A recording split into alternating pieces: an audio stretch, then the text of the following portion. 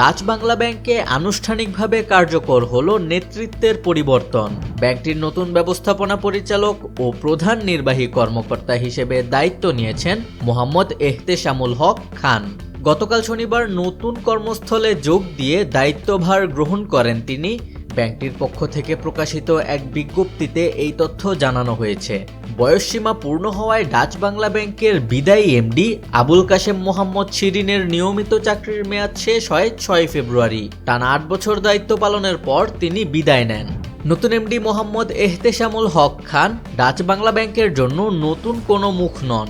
এর আগে প্রায় 6 বছর তিনি উপব্যবস্থাপনা পরিচালক, চিফ বিজনেস অফিসার এবং চিফ অপারেটিং অফিসার হিসেবে দায়িত্ব পালন করেছেন।